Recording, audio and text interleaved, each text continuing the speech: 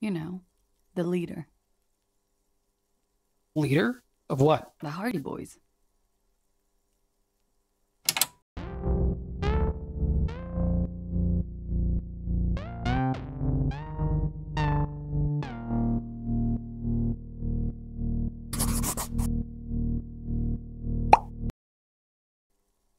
Okay. Let's talk about her room. Yeah? That door there. Did you know it leads to a downstairs elevator? I did not. Mystery solved then. I kept wondering where it led. There may be more to this mystery at some later time. She's holding back. Let's make a mental note for now. Hmm.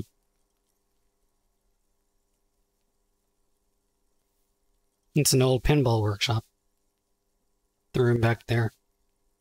This place used to be a pinball arcade. Okay. I'm glad someone's had fun.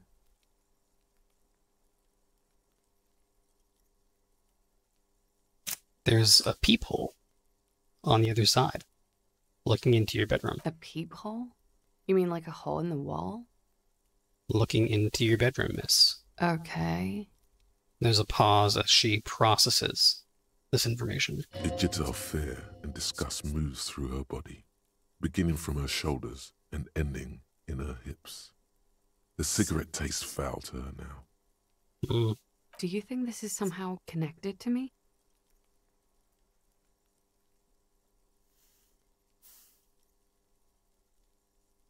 We don't know at this point. Okay. Do you have any way of knowing how long it has been there?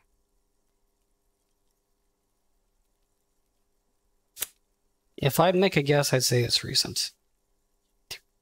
God. Where is it? I think I need to cover it up. The perforation should be under your bookcase in your bedroom. Thank you. She looks towards the window. A cold wind blows in from the sea. If it is recent, who do you think made it? Shit. I don't know. Maybe it's been there for a long time. Maybe the local kids use it or something. I don't know. I'll be fucking covering it up with a lot of tape, that's for sure. Was there anything else back there? There were tracks on the floor. They're recent. I'm kind of happy I happened to choose these prompts in this order. Huh. This isn't good. Nope. She feels like quarry, encircled. Her eyes dart to the door. It's probably the assassin, right? That's all for now. She flicks the ash from her cigarette absent-mindedly. She's lost in thought, eyes narrowed, forehead furrowed. I do have some other questions for her. All right. She takes a long, pensive drag of her Astra menthol. Now that you've had some time, can you tell me more about him? Sure, I can try. What do you need? His name? Actually, officer, I didn't know his name. I just called him Lely. A nickname? I guess. He came from Lelystad. It's short for that. And it was his army name, apparently. He said his real name wasn't his. I tried to pry it out of him, but it was no use. Where in the GRIH is the lieutenant? Possibly speeding from one terminal to another in glorious solitude. Wherever he is, you need him. Your other questions will make little sense without him here. Okay.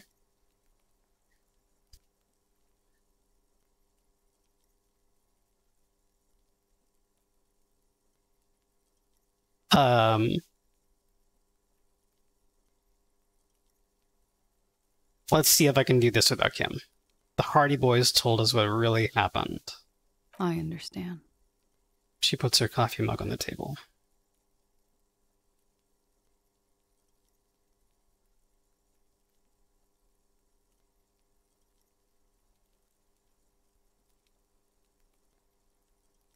You don't look surprised.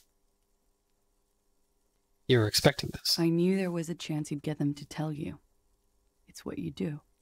You're the police. For what it's worth, I'm sorry for wasting your time. Why did you waste my time then? If you knew I would find out. Because of the Hardys.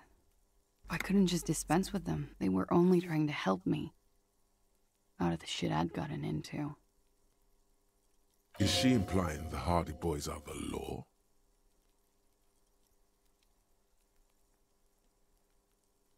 Do I think that that's a good enough reason?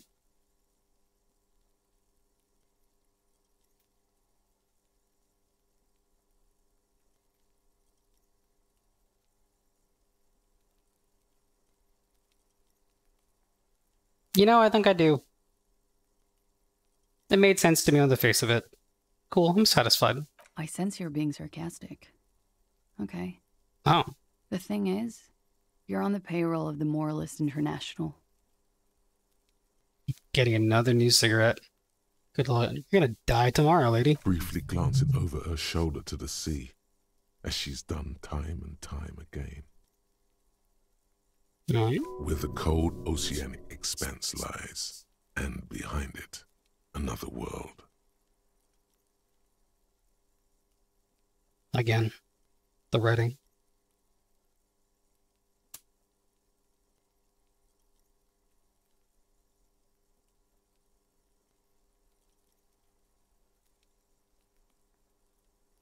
The RCM isn't the lapdog of the moral intern.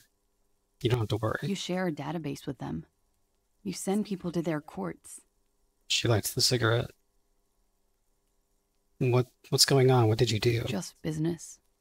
But bad business for some people in the moral intern.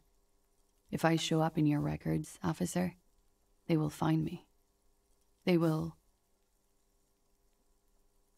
What happens if they find you? They will kill me, officer.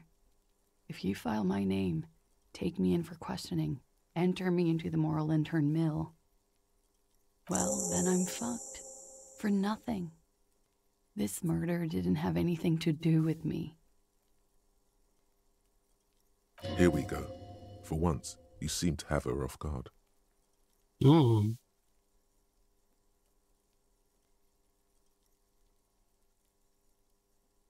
These are some good questions, actually.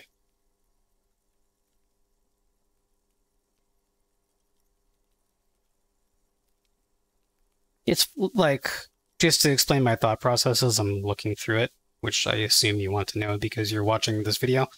I'm almost not interested in this. Like, I am out of curiosity, but it's like, from the point of view of the character I'm playing, it's like, dude, none of that has anything to do with me, you know? But this seems like the most natural response coming off the back of that. Why did you call the cops if you're hiding? Because I'm an idiot. The answer comes fast. Which is an indicator of truth. I don't think so. Why did you do it? You have to understand, the people around here, no one was making the call, and he kept rotting. And then they picked his clothes off, and that little fucker threw stones at him. He kept throwing stones at him for 3 days. I could hear the thud. Thud. So I called you. I hope with all my heart it's not the last thing I do in Ravishol. So far, you've made it beyond that to talking to me. Oh God, that was a lie too. Who made the call then? Lishan thinks that that's a lie. Don't be paranoid, man. It's unbecoming of a police officer. And it makes you sweat. This is so brilliantly done. I can't trust my fucking thing. Okay, what happened here the night he died? We were there. Together. In bed, I mean. Tell me exactly what happened, and I hope this doesn't lead into a description of their activities. Okay. Oh, God. He was in a kneeling position. He had just entered me. I was on my back, looking at him. I heard the window behind me shatter, and I turned to look. There was a hole in the glass. I turned back to him. His eyes were looking through me, and his mouth was open, dumb. I could see. I could. A great pain moves through her, a dark and indefinite wave. She continues in spite of it. Jesus. I knew he was dead before he fell down on top of me. Wolf. You were right. He did enjoy the moment of his death. In a manner of speaking. Better not to mention it. Well, is it? With anybody else, with literally anybody else, this would be the clear choice. But with Klaasje, this might actually be... Especially since that's a trivial... This actually might be comforting for her. Alright. I'm gonna go for it. I knew he enjoyed the moment he died. I could see it in him. How?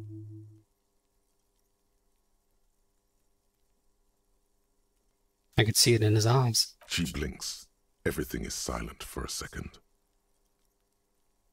Then what happened? He was heavy. I pushed him off and he fell to the floor. There. He only had his boots on.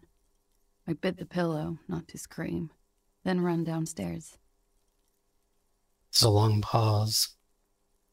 She just stands there, her arms at her sides. I waited for the second shot to come. For me. I thought there would be one. It never came. She's forgotten about her cigarette. The butt has burned right down to her fingernails.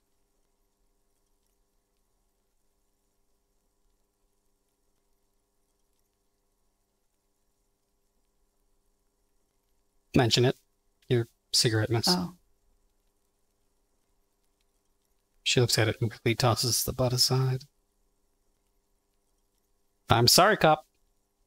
I'm sorry this happened to you. So am I. She immediately proceeds to light another one. I guess she's stressed, huh? I sort of like how in this conversation, unlike in many other conversations, no sort of about it. I like that I don't get to choose all the prompts. It just moves forward. They obviously thought long and hard about when you should be able to ask as many questions as you want and when you should only have one choice. So what time is this? 11:30 to 12:15. I don't know the exact time. Around midnight. Were you inebriated? Not as much as usual. He'd done a line, plus other things. I was drinking. Wait. Titus said she was gurning her jaw off, much more than usual. Titus said you looked pretty high.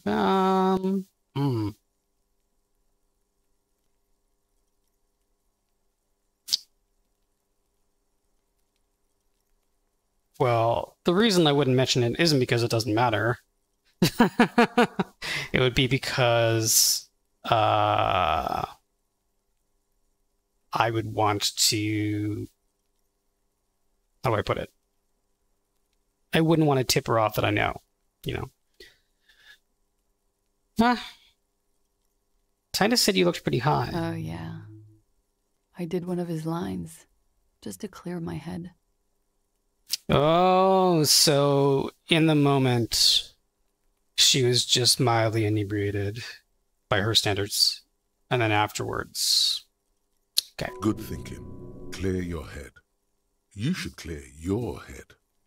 Get into his mindset. Right.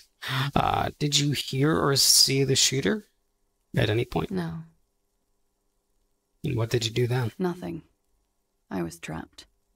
I was stuck in my room downstairs.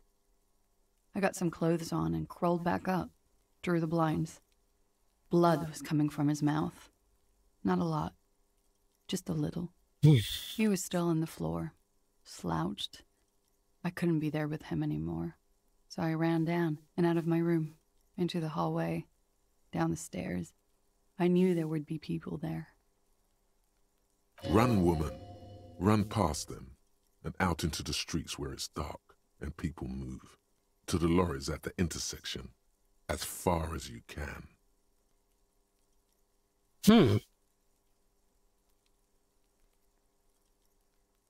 This is actually a really good question.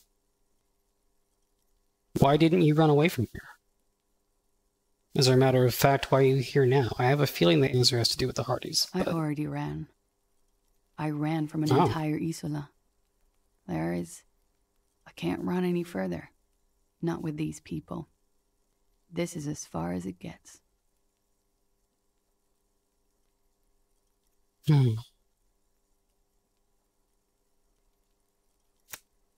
This feels like a stupid question at this point.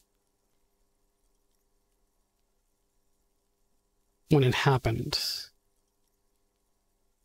did you hear a gunshot? When he was shot? I may have. I don't know. I couldn't hear anything over the glass exploding. The gunshot wasn't that loud. This is something to keep in mind when assessing the distance of the shot. So it may have come from another building? Or he was using a silencer.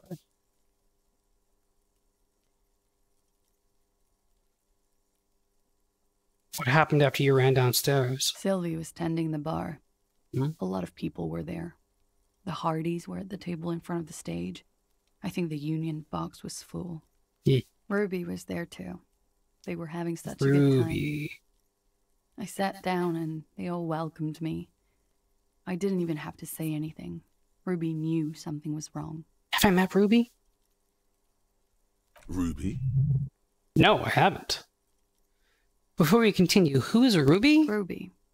You know, the leader. Leader? Of what? The Hardy Boys.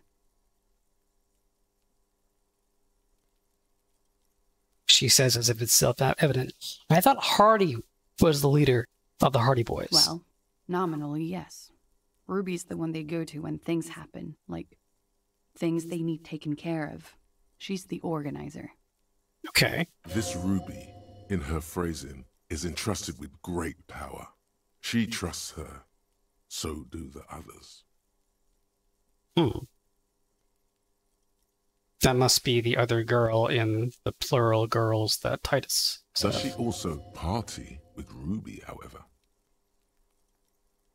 It's a good question. Did you party with Ruby too? No. She smiles nervously. The beads of her teeth shine. Still, there is something there. She won't tell you now. Alright. Let's go on. What then? Well, Ruby said let's talk upstairs. I showed her the room. I've known these people since December. They know my situation, that I can't leave a paper trail. Ruby was the first one I told. She said she'd take care of this. It's what she does, you know, take care of things. I helped her get the body to the bathroom. We used a belt to pull him up under the shower, to keep him upright. You were tampering with the body. Yes. Ruby said the blood in him would look like a hanging. And then what did you do? Ruby went outside to talk to Titus and the boys. I was just looking at Lely in the bathroom. I had to put his clothes back on. His armor, too. It was tough, but I've seen him take it off and put it on many times. It took Ruby maybe half an hour to come back with Titus. I'd gotten him ready by then. They carried him out.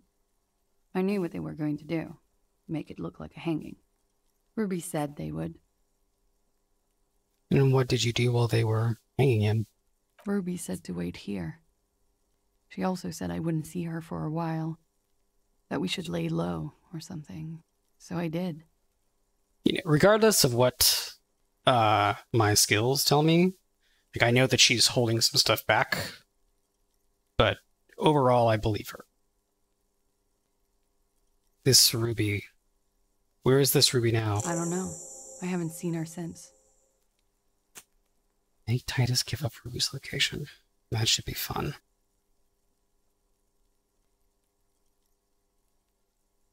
This is just a stupid question at this point, especially if I think I believe her. When was the window changed? Last week. Angus and Titus's brother, I think he's called Tibbs, took care of it. She takes a drag. Alright. I think we're done here. For now. She nods, silently. She doesn't even smoke.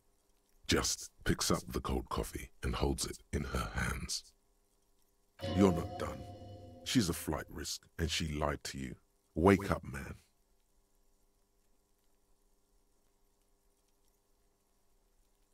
I don't think she's a flight risk.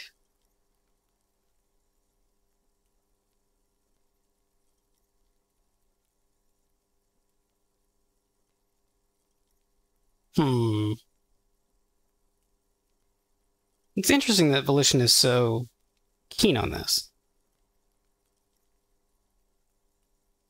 Because everything in her story lines up. I mean, maybe. Trying to think if there's anything.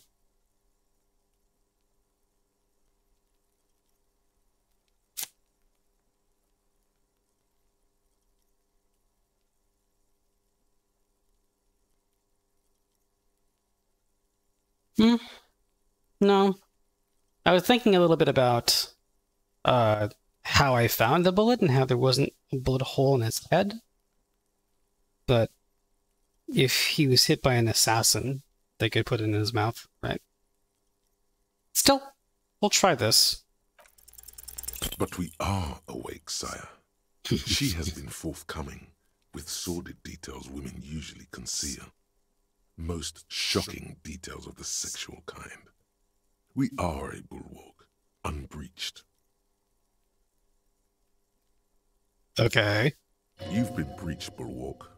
You've been breached like 1,000 times now. Felician, you're the only one on this. So you say. But give us one example of deceit. Just one example.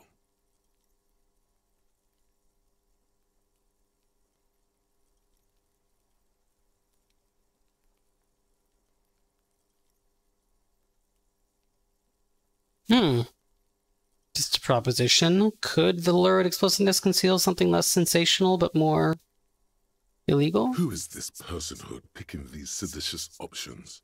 Can't you see the detective grows weary of your malcontent? I like that they write drama so dramatically. That's amazing. Stop staring at her eyes and say something pertinent to the case. This is making you look like an amateur. No kidding. It looks like this one's not waking up. You'll have to do it without pushing her further. At least for now. Let's return to this later. We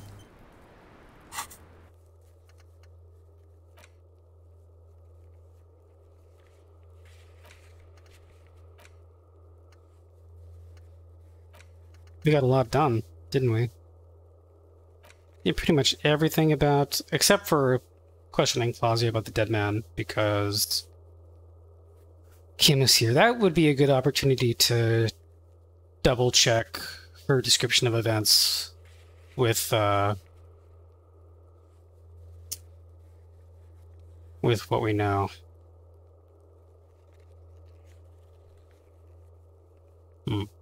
We haven't found the murder weapon, because I can't do that. It's interesting that we haven't been able to ask Klaasje about the tattoo's possible meaning. Like, if anybody knows him well enough to know that, it would be her, right? Okay, well, suppose we better wrap up for the day. Let me just look at the things we could do. Oh, God. It's an annoying bug. Especially since this list is so long.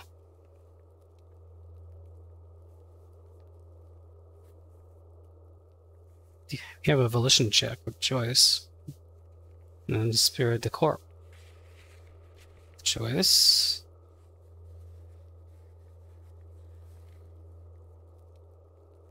Interesting. Interesting. Oh, that would be for shaving, right? Okay. Let's turn in for the night and see what our dreams tell us. It's getting cold. This late in the night. Time to call it a day. Mm-hmm. That's the plan. The bed is comforting, if a bit run down. Still, you've earned a rest. Oh, thank you, narrator. Go to sleep. The bed underneath you is soft, if lumpy. Waves wash the sand underneath the hut, then grow distant to your ear. In the quiet hum of the organic heater, you fall asleep.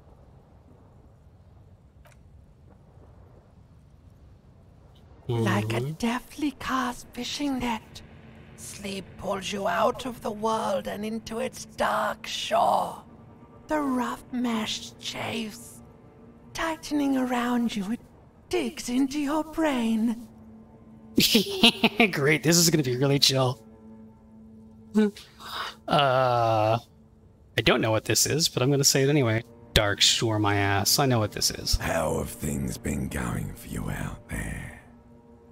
Helped anyone lately? Saved anyone lately? Murdered anyone lately? Definitely not the last one. Because you know you are a murderer. A disco music listening psycho killer who offs poor people and then forgets about it. What?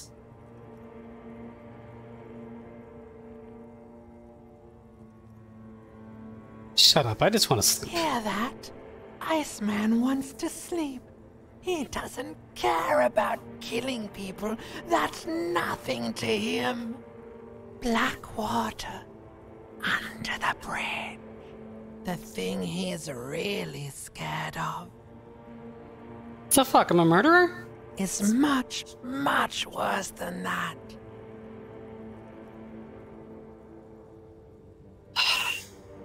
What is it? Don't tell him, sister. It's too bad. They're gonna tell me. They're right. This is their function. To keep you from it. Oh. Why are you doing this? I just wanted to sleep. I can almost see the dark. We're trying to help you. All these processes, these tortures, voices and tremors are all just distractions, flares and countermeasures to keep you from the last dream. The worst of them all. Last dream? The last dream will be total annihilation. Cinders peeling off the fuselage. We won't be there to help you anymore, Harry. We will be dormant. You will be naked and alone. The air was full of apricots. Of hell. An ancient sadness, brother. 10,000 years later, in front of the video rental, there is a warm breath on your face again. Everything is okay again. Everything is so okay. Doesn't sound like it will be okay. Your eyelids flutter open for a moment. When you close them again, you sense the light of the room around you. You're back. In 2 seconds, the alarm will ring. The last thought in your head before waking is, maybe you shouldn't have seen that stained glass window in the church.